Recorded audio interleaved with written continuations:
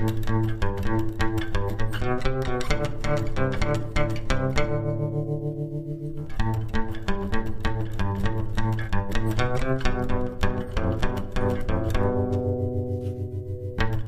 is up? What is up? What is up, ladies and gentlemen?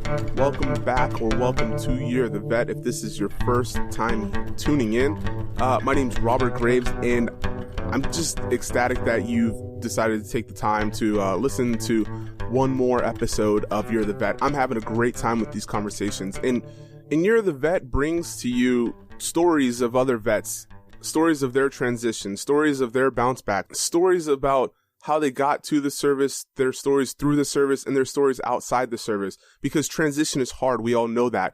And what a lot of us are tired of seeing is veterans getting out and making the same mistakes that we made, facing the same challenges as reintegration, learning how to talk to civilians and learning how to write a resume and learning how not to feel different in this world that doesn't really understand us.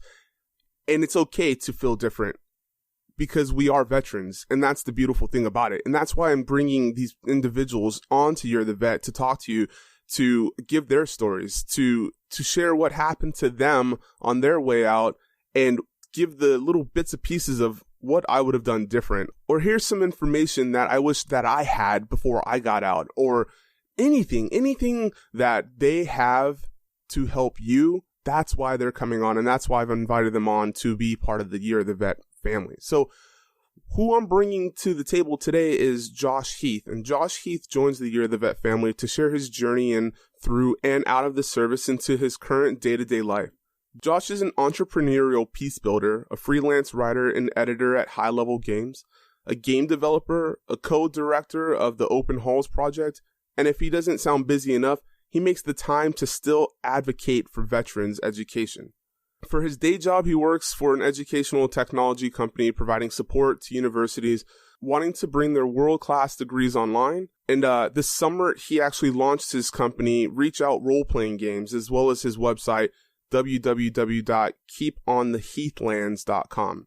Josh has worked in higher education support for 3 different universities and used his GI Bill to get 2 degrees, a bachelor's in political science from Marist College in 2014, and a master's in international peace and conflict resolution from the American University in 2016. He makes sure that the vets that come across his path are, quote, using the GI Bill with purpose.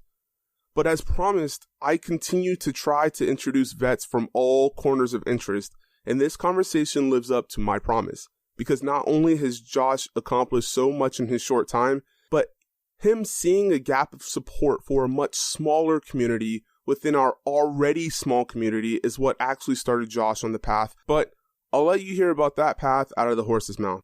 And if you've been keeping up with the podcast, then you know I always ask at the end of the show if the guest knows anyone that should be on the show to share their transition stories.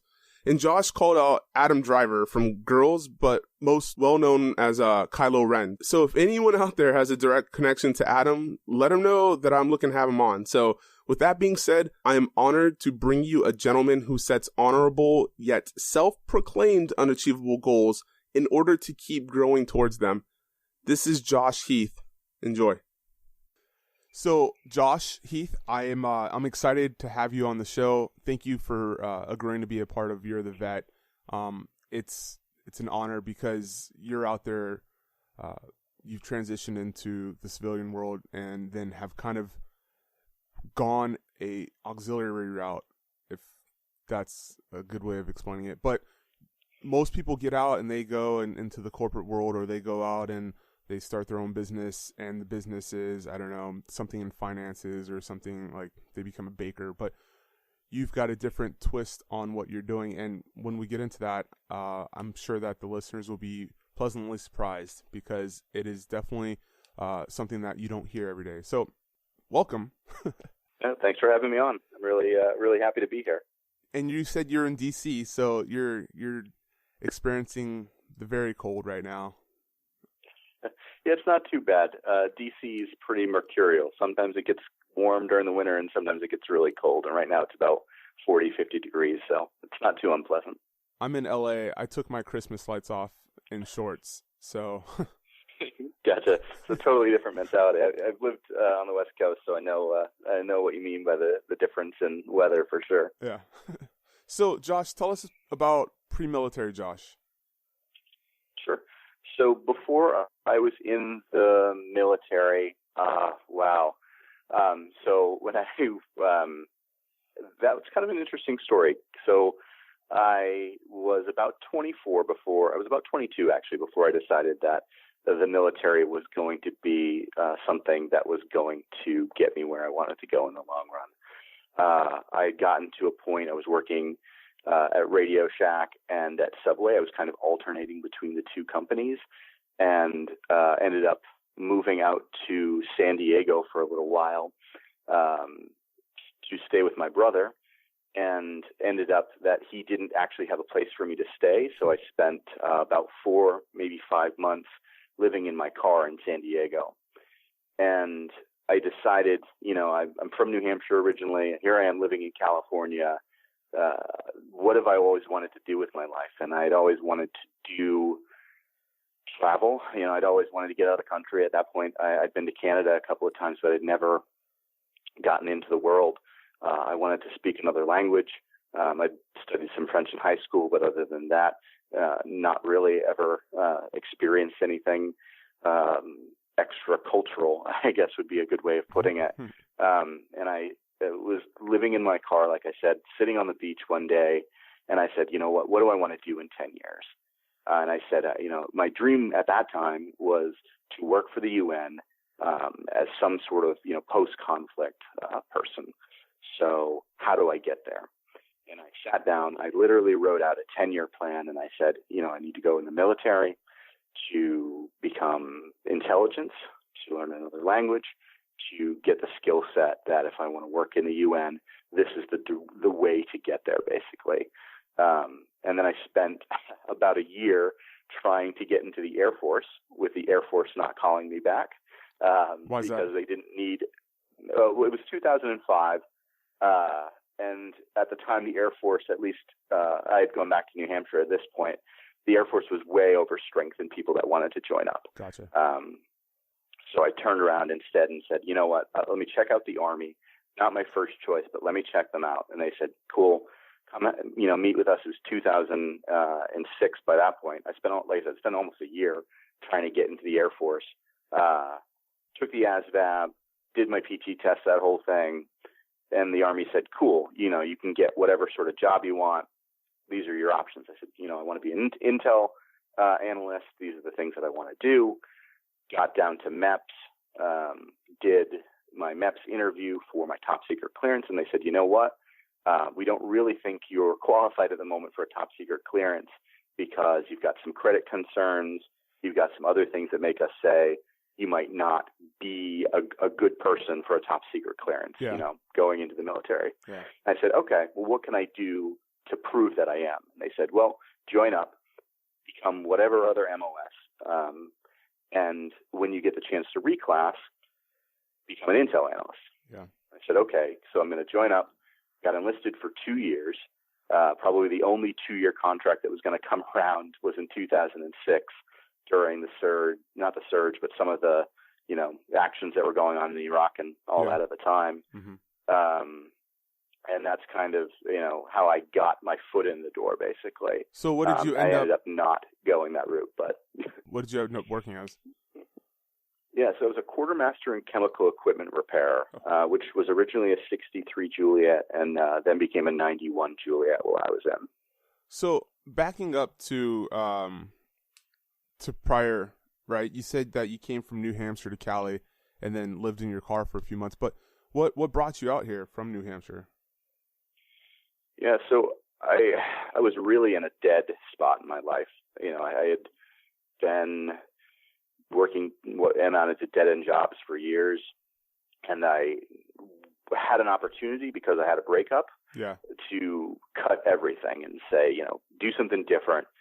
And I think it was that utter break from everything I was used to and just months of reflection. I worked for Subway while I was out in California, but went to the gym to shower, slept in my car, and it's like, what do I really want? And that's kind of how I got there. Is that something that you've been doing forever? Kind of being rogue, kind of just going for what you want and not really knowing how you're going to get there?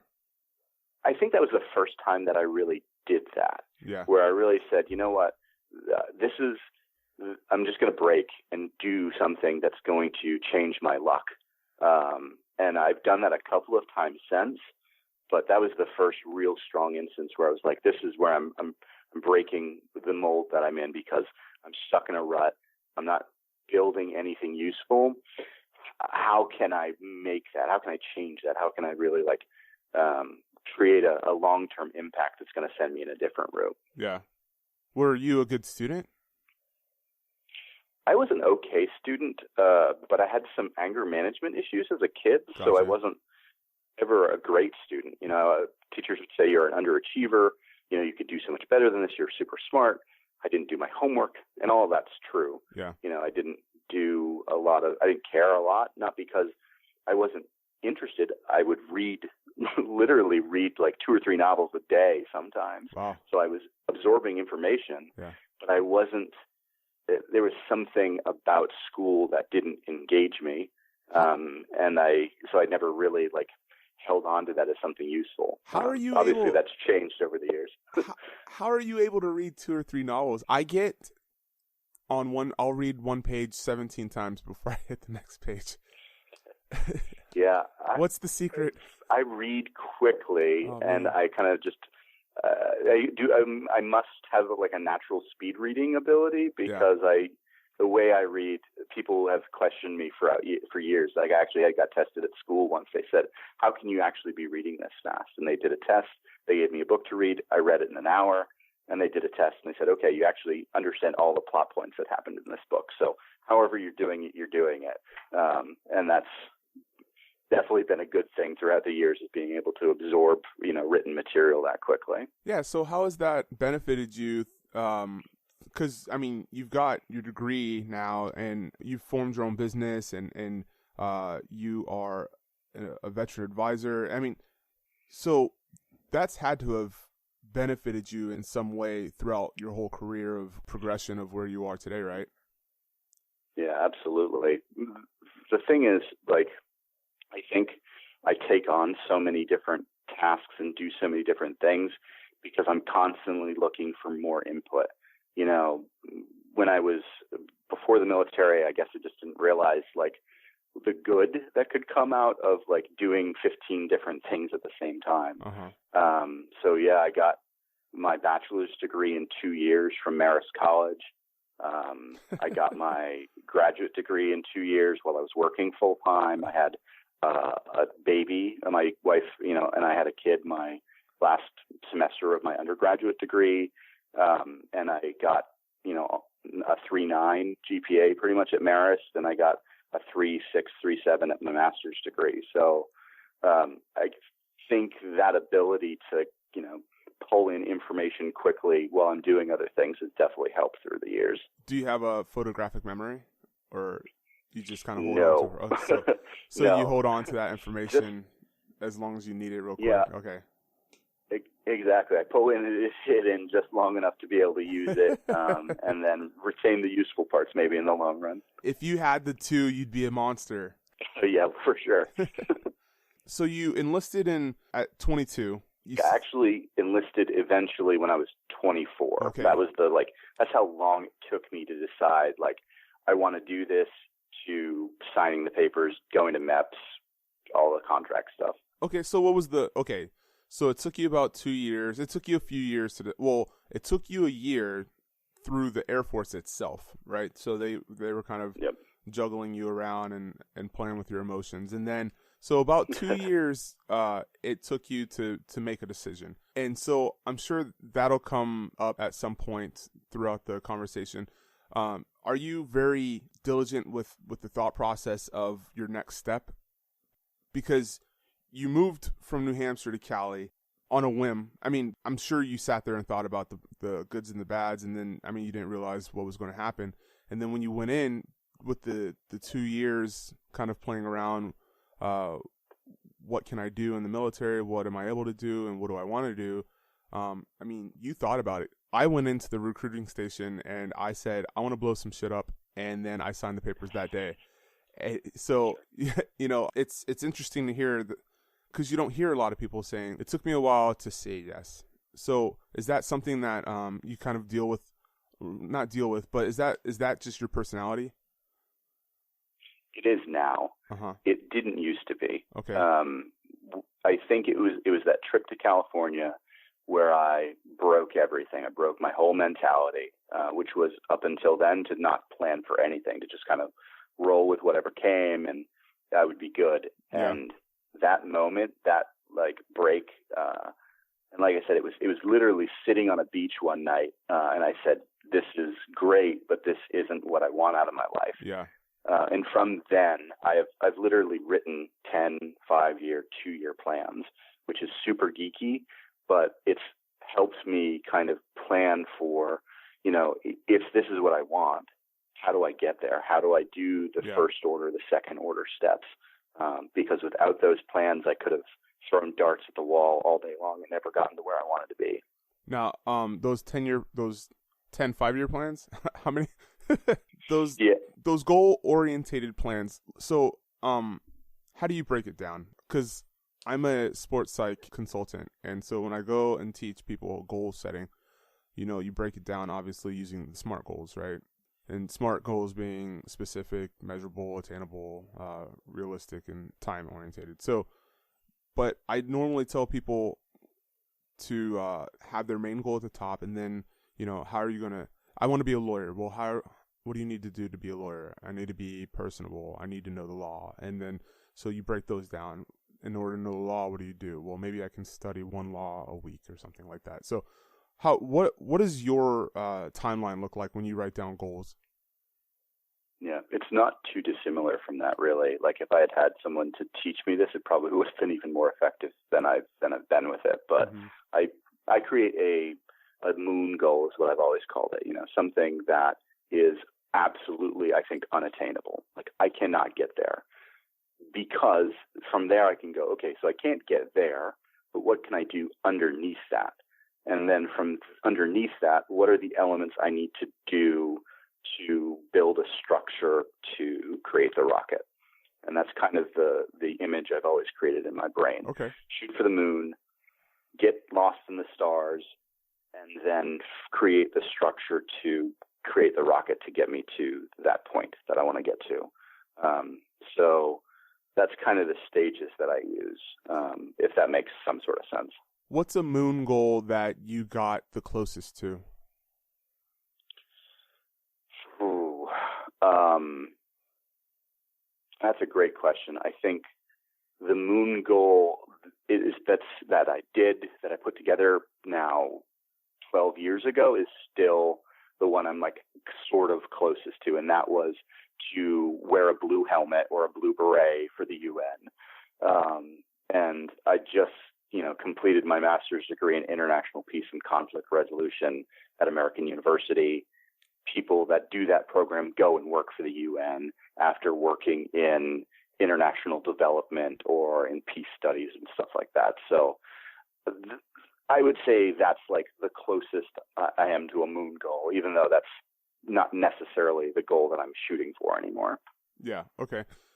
So my background's in psych, and so I'm really interested, and I hope I don't get too far off topic, but I guess I want to tap into this before we move forward. Why do you have the realistic perception that you cannot achieve the moon? You're shooting for the moon, you're getting lost in the stars, your words, but you never land on the moon, even though the goal is obtainable. Yeah. Because I can always find other things to keep me motivated towards that goal. Mm-hmm. So having the moon goal, and at this point, that goal, like I said, is shifting a little bit. I'm looking at creating a different moon goal potentially. It's keeping me motivated constantly because I'm like, well, I'm still working towards that. Mm-hmm. Still collecting things. I'm still building. I'm still, putting other elements of the rocket together to get me there. So by having it there, even if even if I say it's unobtainable, I'm still working towards it consistently on one level or another. So the last question I'll have on this, do you think that there's a fear of failure or fear of success mentality attached to these moon goals? I think there's certainly an element for myself of a fear that it won't look like what I want it to look like. Okay, that's interesting. Which has happened along the way. Yeah. You know, everyone sets goals and they go along and they see things that they don't anticipate. Elements change, things shift. So I think that's, if there's anything holding me back ever, that's the thing that's holding me back, is this knowledge that it might not look like what I want it to when I get there. Yeah, that makes sense. That's interesting. So, okay, so let's take that, right? So your mindset to become a military member in order to get to this stage in your life, right? To become a member of the UN. Because that was the initial goal. That was your moon goal way back when you were 24.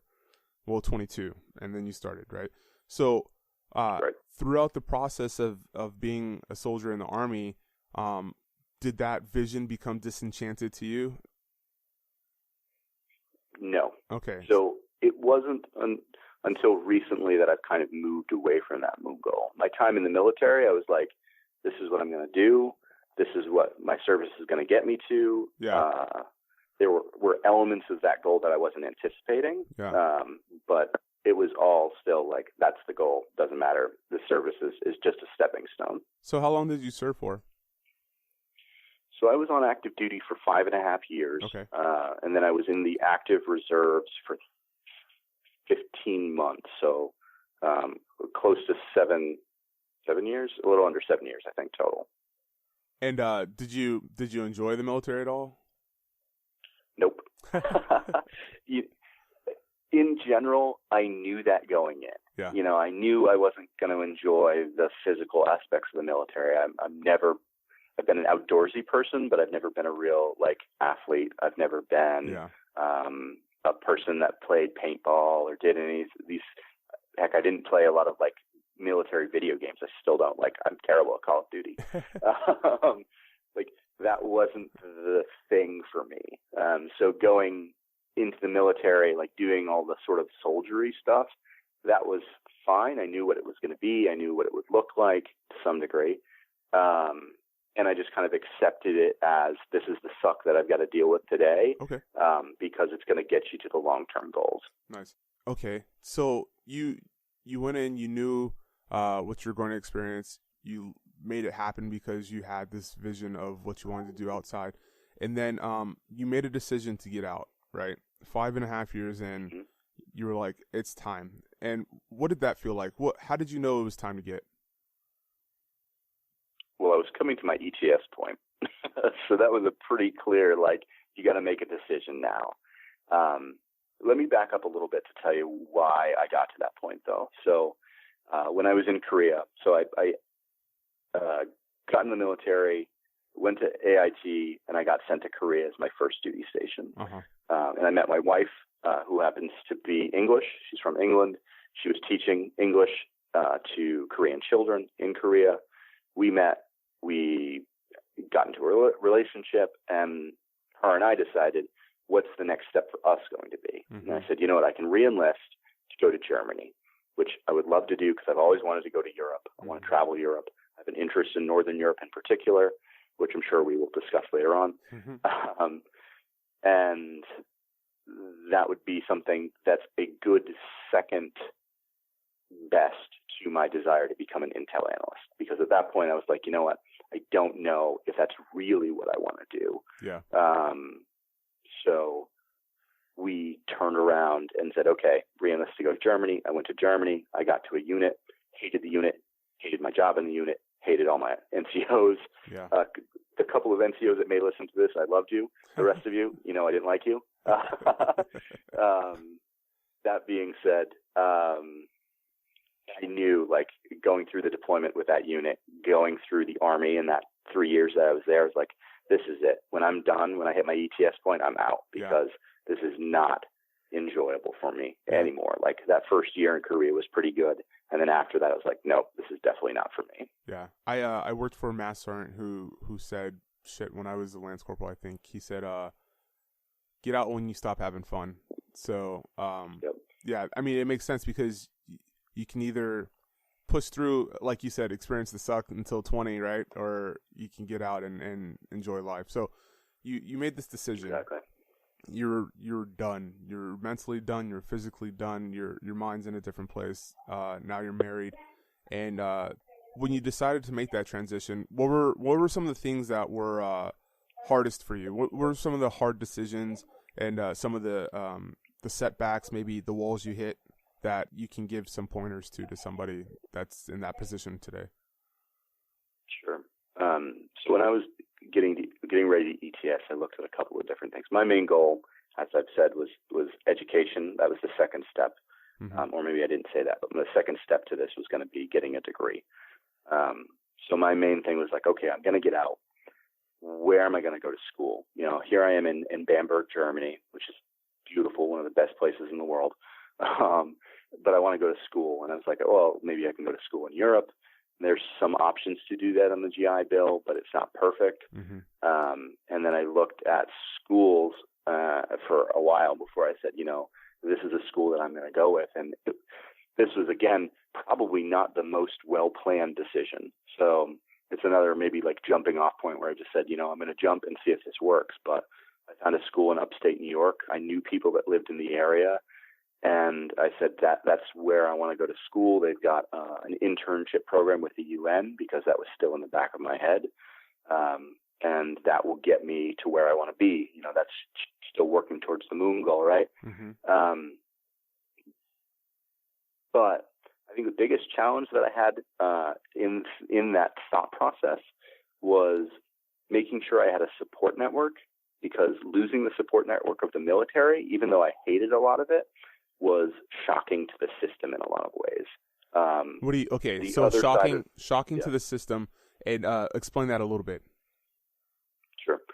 So in the military, at least my experience in the Army, you've always got people there that you can lean on. Yep. You've got, you know, your battle buddies, you've got your NCOs, you've got your officers, you've got everyone that's there. Even if they hate you, they are there to support you if you need something from them. You've always got someone that you can lean on. Yeah. And that was the thing that I was missing, that I have missed the most since transitioning, is that sort of support network of people. And I've created that support network of people in a lot of different ways, but that was the hardest thing to realize. It's like, there is no safety net anymore. You know, you're not going to be able to just toast by and sham out as a civilian. You know, you're going to have to work constantly. Now, what situation hits you dead in the chest with that? That's a good question. And it's hard to answer like really solidly, because I didn't notice, I'm not sure I noticed it firmly at the time. Okay. I know it sounds weird. It's just, there's like lots of little things as I've looked back on it that I'm like, man, this was not as supportive as it could have been. Yeah. One thing that I did was I chose to go into the reserves to kill off a bit of my contract at the end. Yeah. Which I think was actually a bad decision for me, because that kept me in that semi-army mindset a little, like once a month and a couple of weeks out of the year. Like I always felt like the Army was there in the background.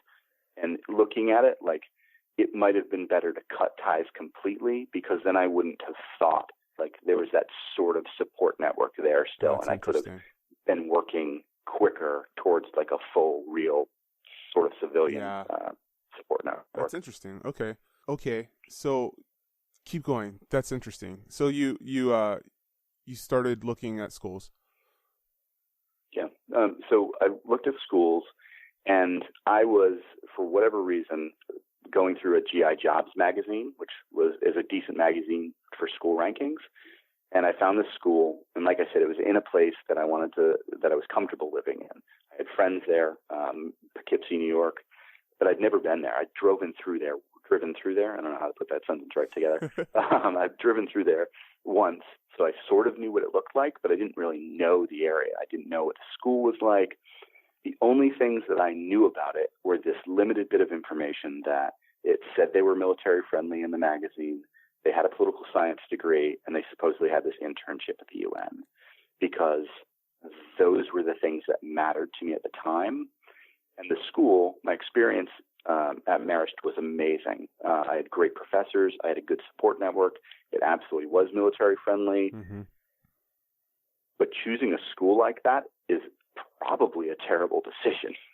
And why? Since I do a lot of advising, well, it's I didn't know what the actual classes were going to be like. I didn't know what the program was going to be like. I didn't know who any of my professors were. Like, knowing who your professors are and what sort of stuff they teach and what sort of stuff they can give you as a toolbox, I think is way more useful now, having worked in veterans admissions counseling. And it's the stuff that I talk to veterans about when they're looking at schools, is find a school that's going to give you tools that are going to be helpful to you in the future, because it's not the type of things that I looked for when I was looking at a school. Okay.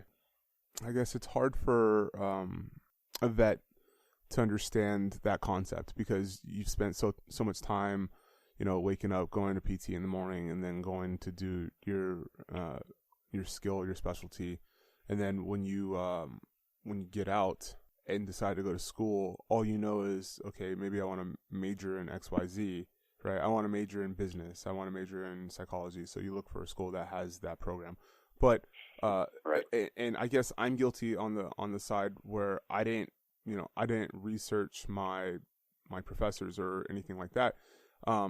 So you're saying that's an important thing that people should do and should choose their college based on. Definitely.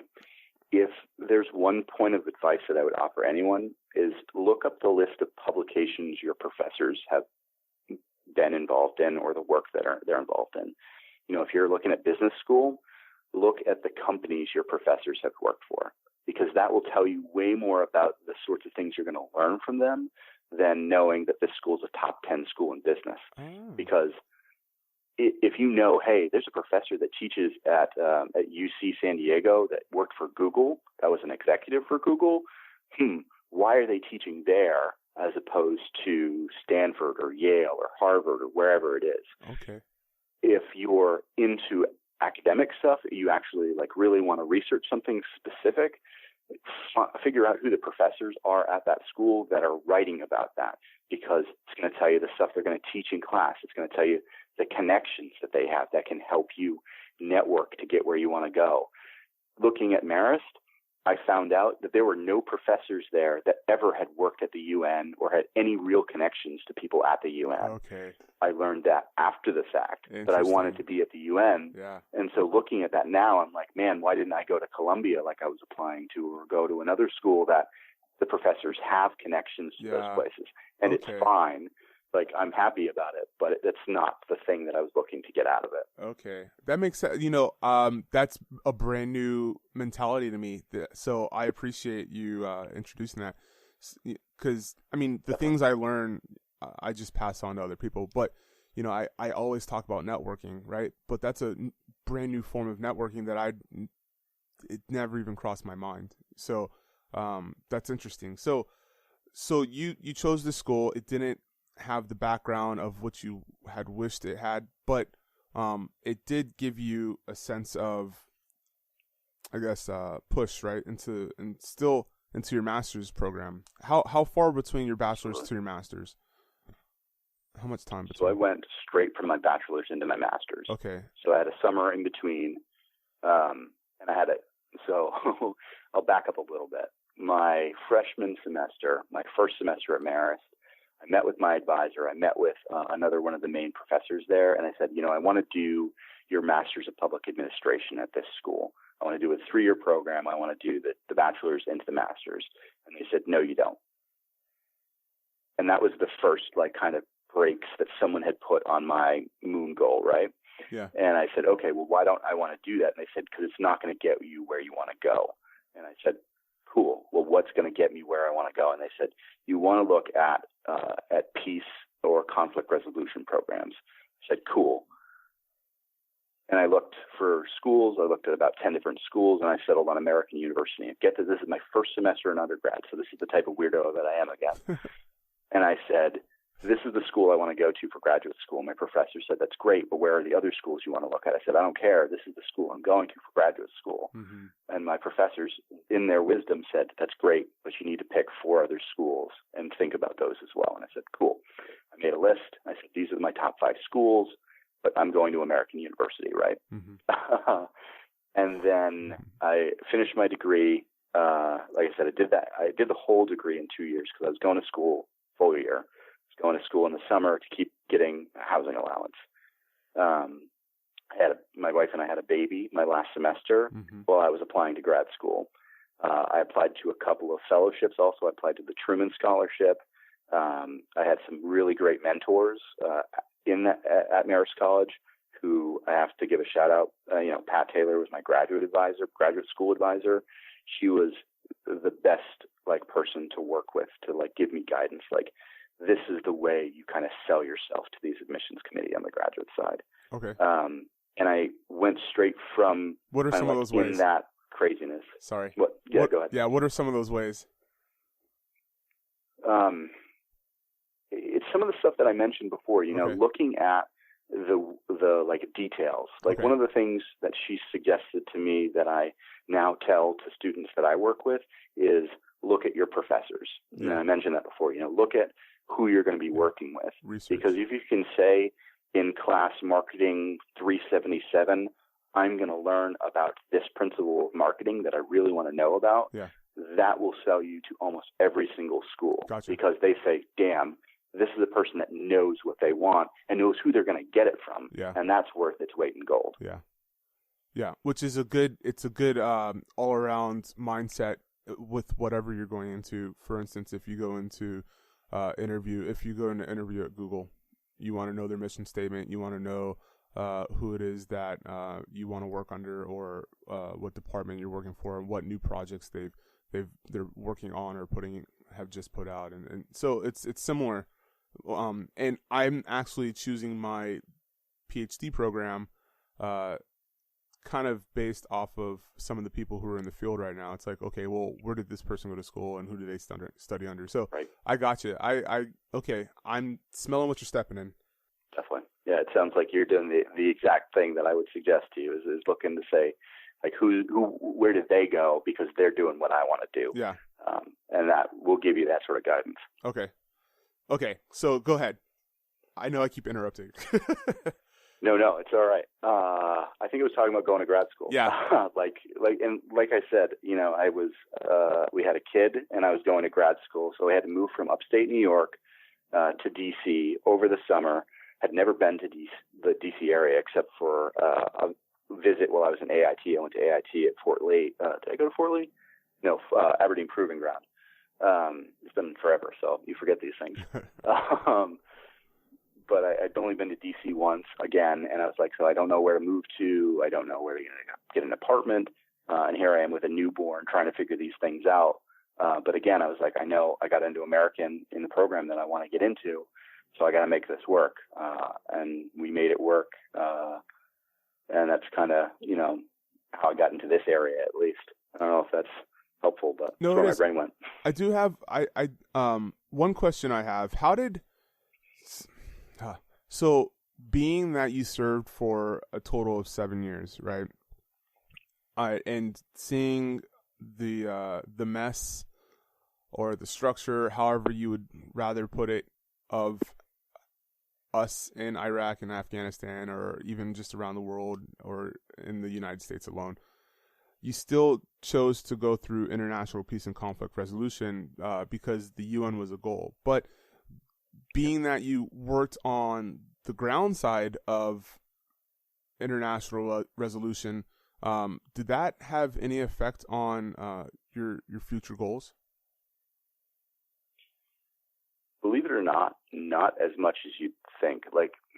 Maybe in a positive way. Okay. I was mostly a fobbit when I was in Iraq, so I guess I wasn't on the ground so much. But that being said, it didn't change my opinion of it. It kind of strengthened it and said, if we can avoid these sorts of conflicts by being a little bit preemptive, working with people a little bit more directly with diplomacy. If we can find ways to work with people, culture to culture, whatever kind of is the issue, then we should do that. So I think it didn't drive me away from it, obviously. I wouldn't say it drove me any stronger because I was already pretty strongly headed in that direction, but it certainly made me think, like, this is important. People need to do this. Yeah. Okay. And you generalized your school life. However, there was so much more intertwined into all those years of college that you just, I guess, nonchalantly passed over. For instance, you were a facilitator at American University. You made or you ran groups. You developed these groups and ran them, or you just ran them? So I ran a dialogue group at American University my first semester. They have a dialogue development group, is what they call it, which does these different dialogues. There's 7-week intercultural dialogues. They help administrate them through the school. So for me, it was working with one other facilitator, creating basically our curriculum and saying, we want to talk about, and what we talked about was religion in public life, and how to balance being religious or not religious and being involved in the public sphere, which I have some experience with. Explore that. So balancing being religious or not religious in the public sphere, does that just mean having beliefs and not being evangelical about them, or what does that mean? Yeah, so we talked about that a little bit in the dialogue, but it's also being willing to be a person of non-traditional faith, or traditional faith, and being open about that, and still being involved in public life. We have elected officials that are openly religious, and I think as long as that doesn't impact their delivery of service to their secular or atheist constituents, then I don't have a problem with it. And those were the sorts of discussions we had in that dialogue. Okay. You said there were 7 modules, or I'm sorry, 7 weeks of these facilitating groups, right? These groups. Yep. So who would come to these groups? So we had the same group of people throughout the whole 7 weeks. We had about 10, 12. I think we had 12 people. And it was a mix of people. And when I say it was a mix, it was truly a mix. We had a girl from Japan. We had a couple of other international folks. We had people that were atheists. We had people that were Christians.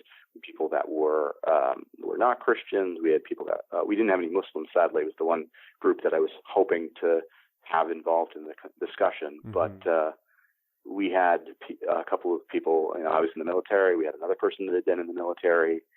Some of them were undergraduates, some of them were graduate students. So we had an alumni that was there. So people all over the kind of different spectrums that could have been involved were involved in it.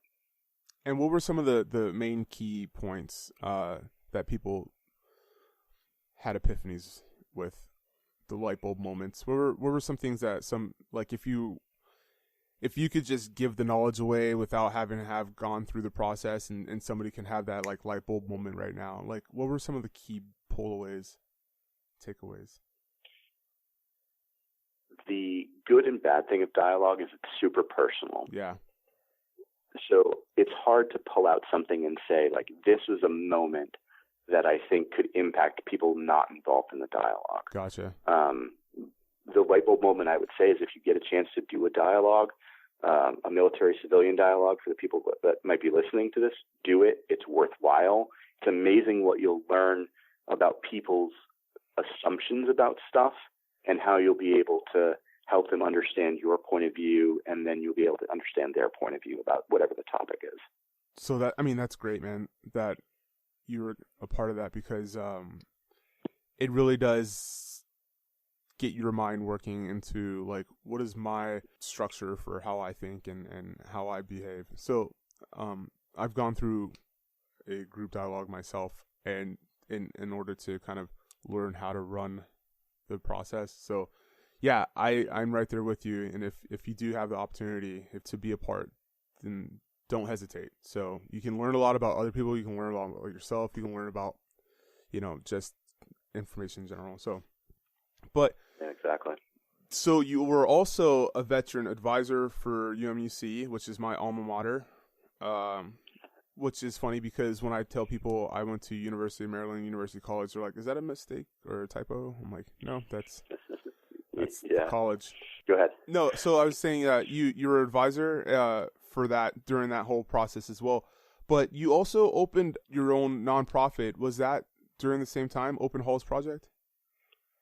So I started the Open Halls Project while I was still on active duty, actually. Okay. We started that in 2009, 2010, right after I got back from Iraq, basically. I started that.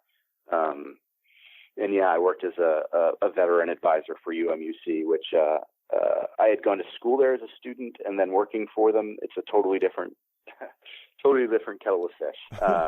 But UMUC was a good place to kind of get comfortable in the DC area when I moved down here. Okay.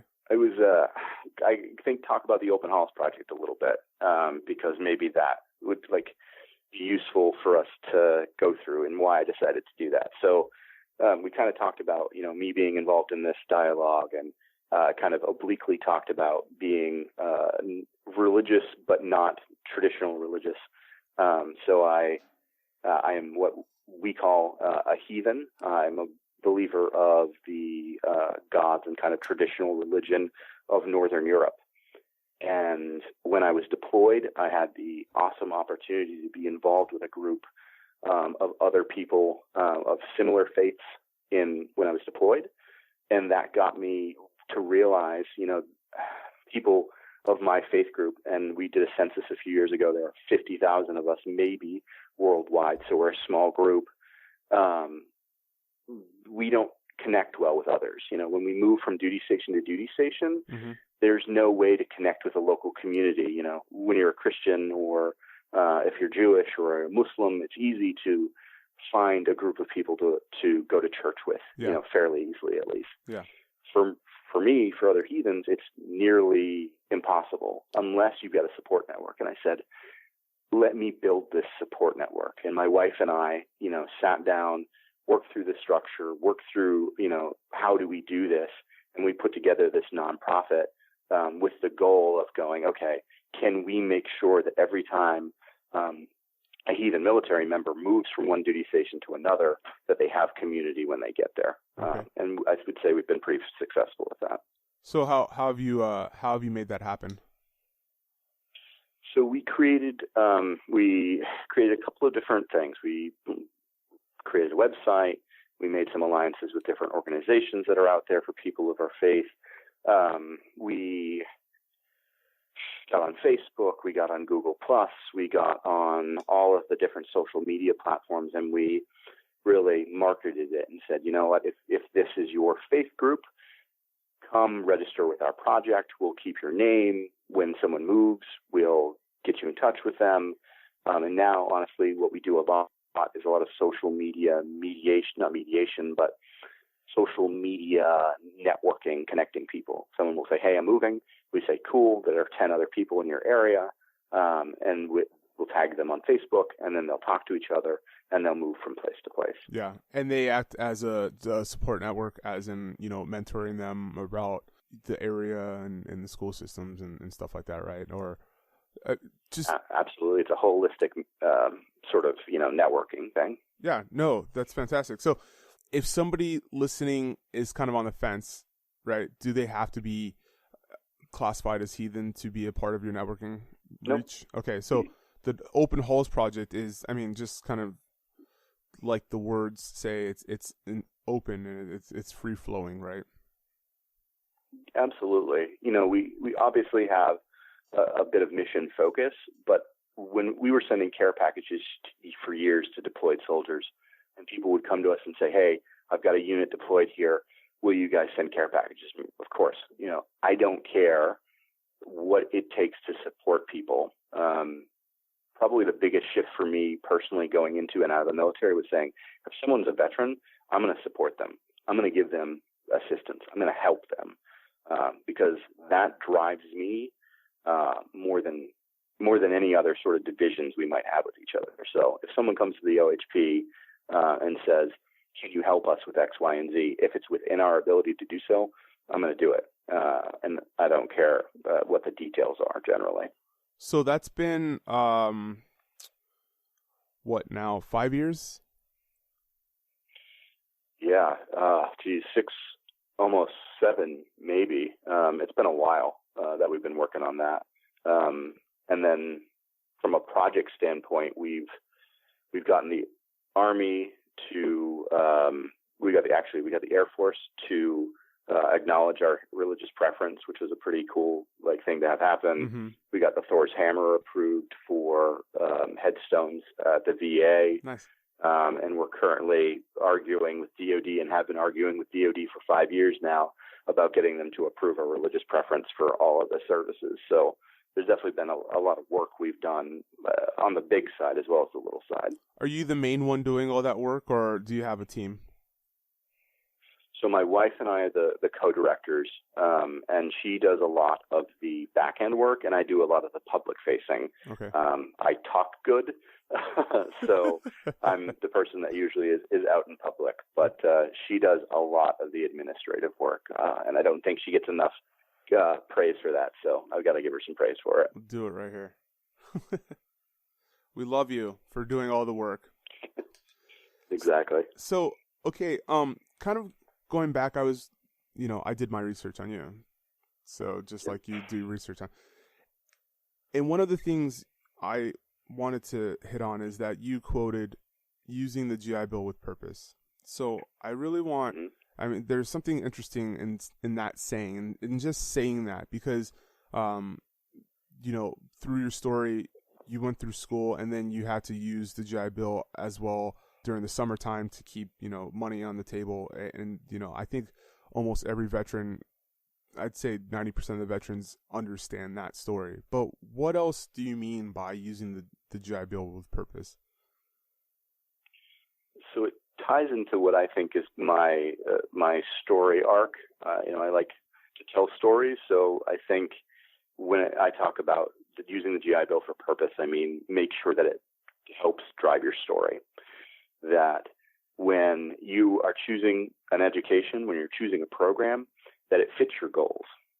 That when someone reads your story down the road and they get to the part about you going to college, they're not confused about why you chose to go to an underwater basket weaving. I can put these words together. Underwater basket weaving program. They're like, well, how did that get you to be CEO of Google?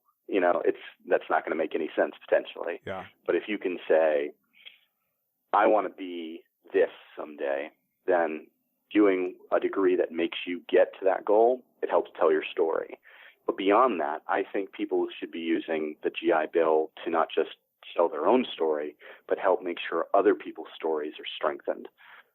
So if I can, get a degree in international peace and conflict resolution, then I can say, hey, I want to work with groups of people in the U.S. that are having these problems with each other. How can we work through it, maybe use a dialogue to understand each other, to maybe come together on something, and instead of be angry at each other, work with each other.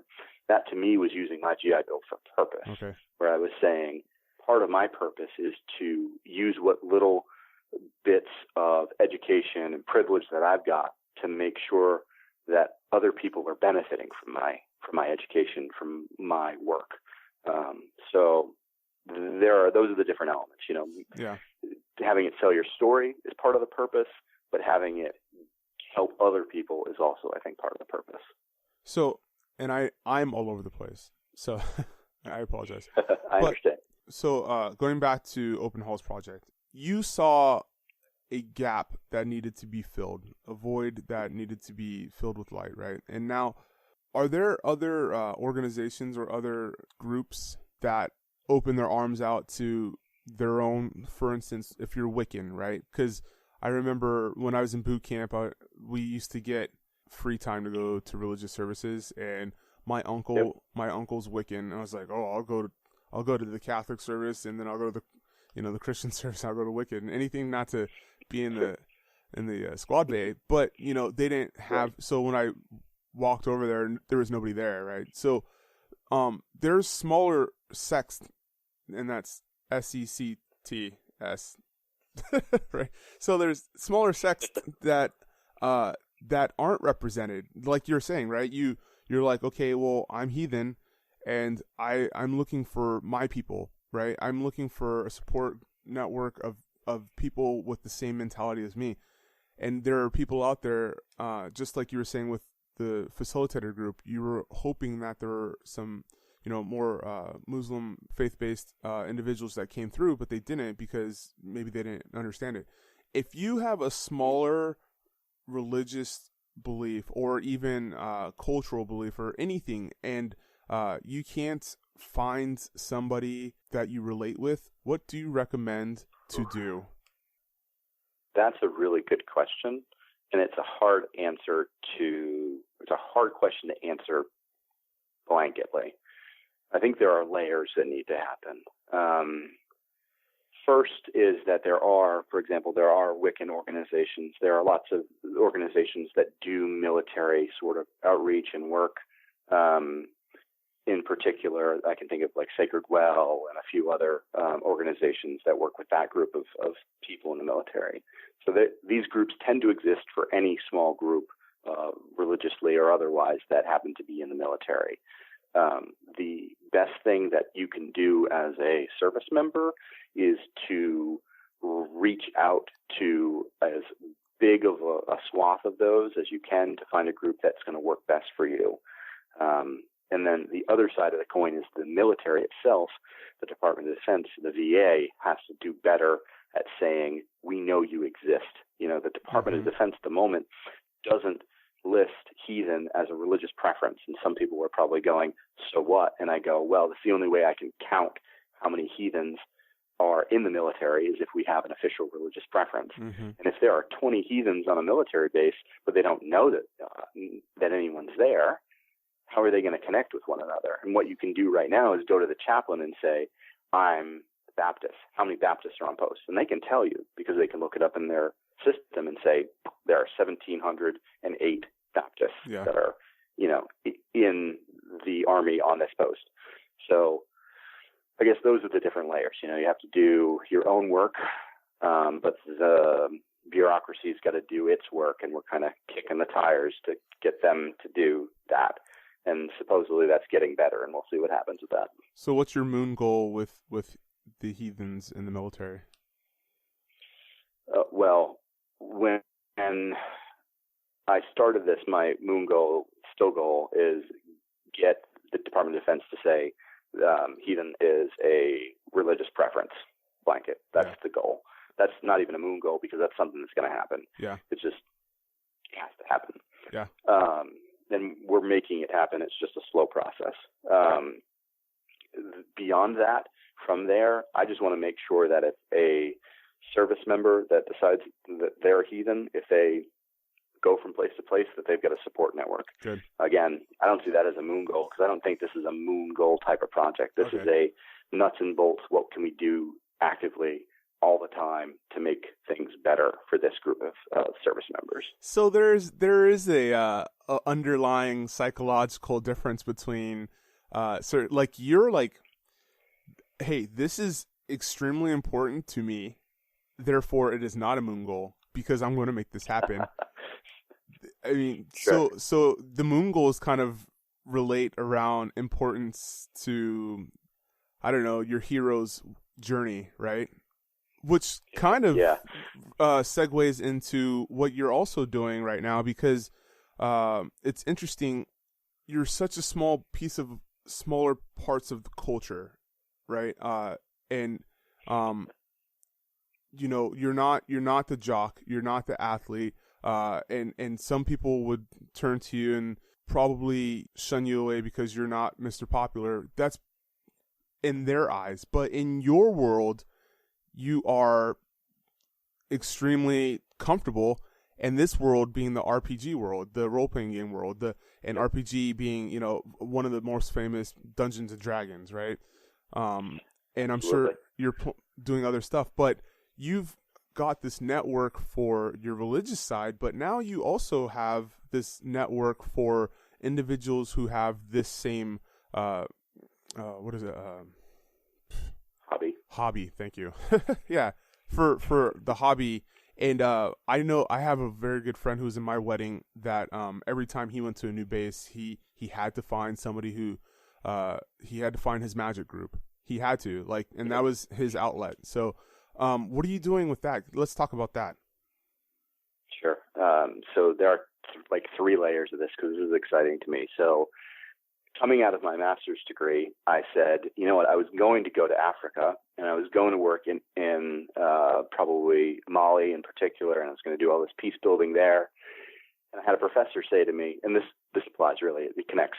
I had a professor tell me, what are you doing in the U.S. to build peace? And I stopped and I said, shit, what am I doing here? What can we do here? And then I said, you know, one of the things that I've always enjoyed doing as a kid, as an adult, forever, is playing role-playing games. You know, playing Dungeons and Dragons, playing all these different games. I won't go. I was just going to list them all. I won't do that. I enjoy that because it's telling a story with a group of people. It's getting 4 to 5 to 8 people around a table, engaged with one another, and telling a shared story with one another. Holy shit, that sounds just like dialogue. Hopefully I can swear on your show, man. Sorry about that. We're vets, man. All right, cool. And I'm like, that sounds just like a dialogue session. I'm like, wow, what if I created a way to use D&D as a form of dialogue, to get kids, to get adults around a table and say, let's play a game for 4 or 5 hours and then learn something about each other to recognize our shared humanity. And it was like this mind-blowing revelation to me where it was like, this is where I've been going my whole life. Like, this connects everything. Not everything, because it doesn't really connect my religious side of stuff, but this connects like my hobby stuff. This connects my school stuff. This connects like to the back of my brain that loves story and loves telling stories. Yeah. So I'm like, well, how do I do that? So I created the website called Keep on the Heathlands, which is a bit of a joke for anyone that's a D&D geek. And I was like, okay, create Reach Out Role-Playing Games, which is the company that I created to develop these products that are going to use role-playing games to get people to dialogue with one another. At the same time, I started working for a gaming website in Canada called High Level Games. And I'm their blog manager for that. And this is where my like reading stuff comes into it. You know, I'm reading all the time to like work with these articles for all these different blog people, and I'm reading about all these games, and I'm pulling in all this information and collating it and saying, how can I do this for purpose? Yeah. What's the purpose behind this? And my purpose in the long run is to sow a little bit of peace through role-playing games, to get people talking to each other that wouldn't have otherwise. So I created the Inclusive Gaming Network on Facebook. I started interviewing people that are in this sort of like game world, the game worlds, all the different ones, and writing a lot about them. With, again, you know, that goal of going, okay, what little bit of peace can I build through doing this thing that I love to do anyway. Yeah. So it's kind of a win-win all in all. Yeah. Please tell me you've seen the Dungeon Masters. I don't know if I've seen the Dungeon Masters. Okay. That one doesn't sound familiar. I've seen I've seen the Gamers. There's a couple other like ones out there. I'm a documentary nerd. So, and I used to travel a lot for work. So I'd be locked up in a hotel for, I don't know, months at a time sometimes. And I don't remember where I had heard it, but I had heard about it somewhere, and I looked it up, downloaded it. And so the premise is that there were these friends from years ago, let's say 10 years. 10 years ago, they were playing this intense game of Dungeons and Dragons. And this was kind of, I'd known about it. I have friends that are in the community, and so it wasn't like a shock to me about this life. But there were parts of it that I was like, I didn't know any of that. So, but sure. there are these friends, and they played this long, extensive game. What's the longest game you've played, by the way? I think or 4 years you call them campaign? was the longest game. Is it a game or campaign? Longest campaign. Okay. So the longest campaign when it goes that long, yeah. Yeah. So 4 years, Jesus. So, they had played this long campaign for God knows how long, and then the creator of the story, he played this, or he cast this spell and killed everybody instantly, and and everybody's like, what the, and so it broke up the friendships, and that's kind of like the turn. So it broke this group up. They were friends. None of them talked to this guy ever again, and then they kept going throughout their lives. And I mean, because you really invest all this time into these characters, they become, at that point they were family to these individuals. They knew them and they lived these lives. And then so throughout the documentary, they meet back up with this individual, and he does it again. So but I mean, the Dungeon Man, it's just, when you get to look inside of something that you're not used to through a documentary like that, you're like, man, that really does show how meaningful it is to individuals and how fun it could be. And you may not go out there and jump into a game or a campaign, but it put a very nice perspective of, because when you're in the military, I remember, my buddies, they would get on World of Warcraft, the new expansion pack come out, and they would take leave for a week, and we'd call them nerds and make fun of them in class. But I mean, it was all in fun, family fun.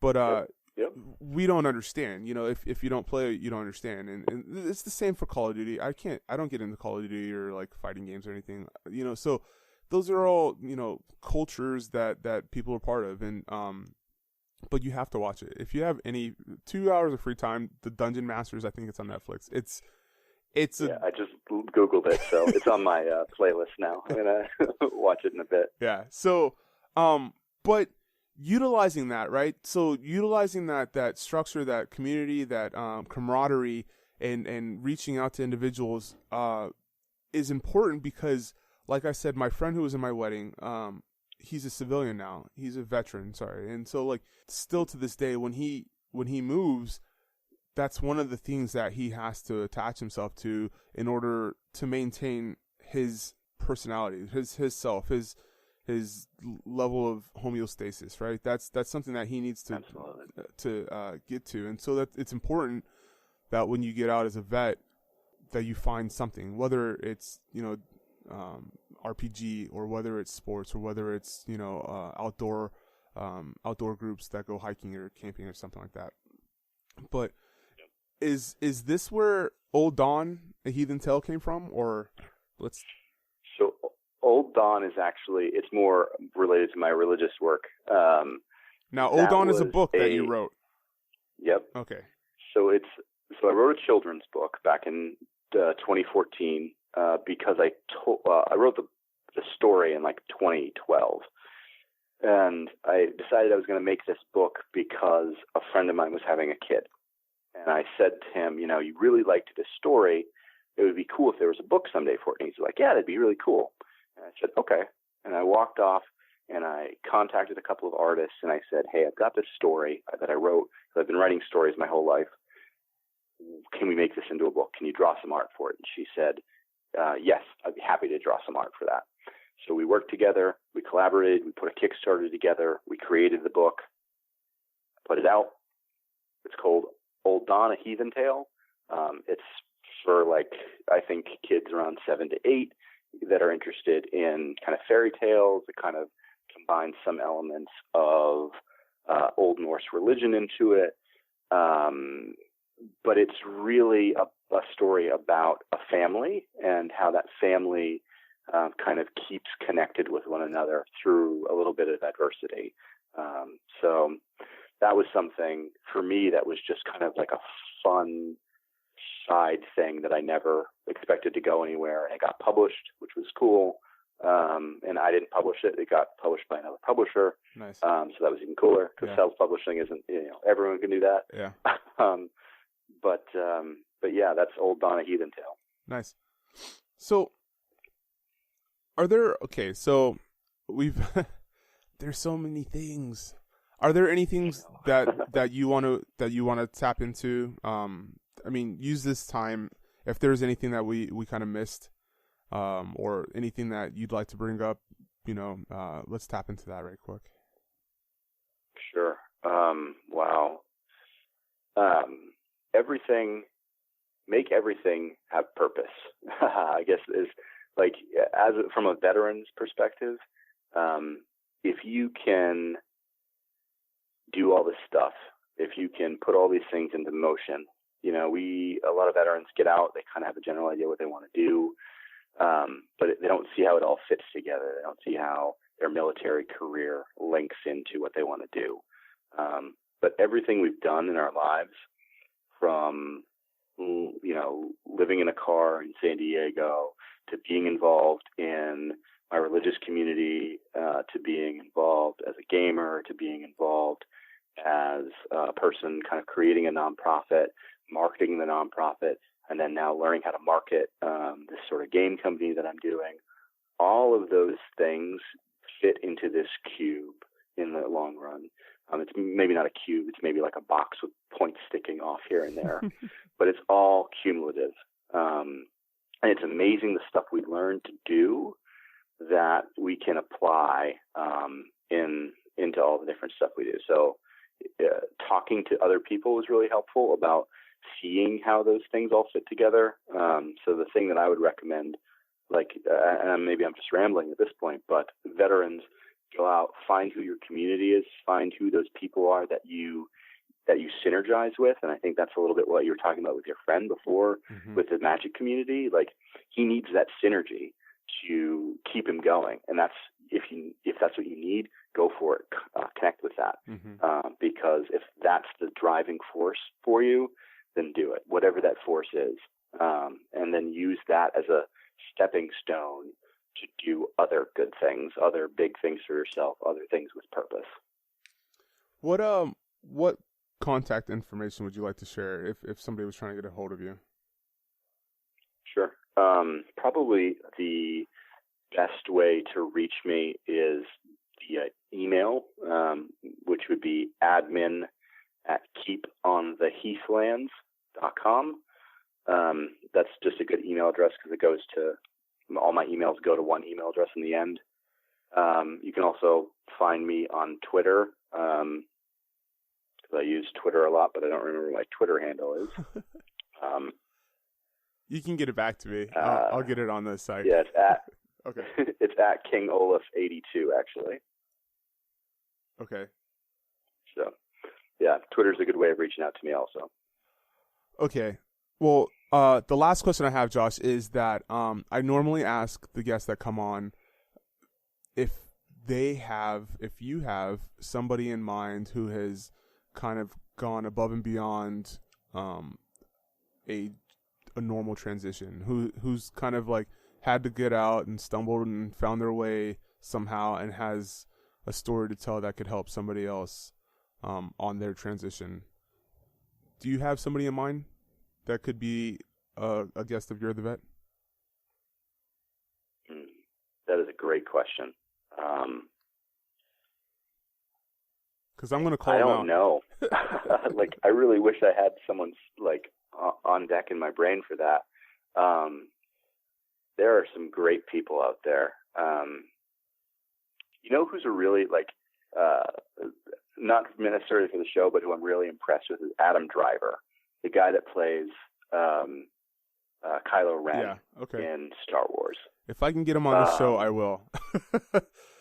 Man, that would be awesome. Because, I got to tell you, from a vet perspective, he's a dude that's suffering from some mental health issues, that as a veteran has got some trauma there, and it's hey, and doing good things in, film. So I'm pretty impressed by him. So, just off the top of my head, someone I'm really would be cool if you could. Yeah, that would, you know what?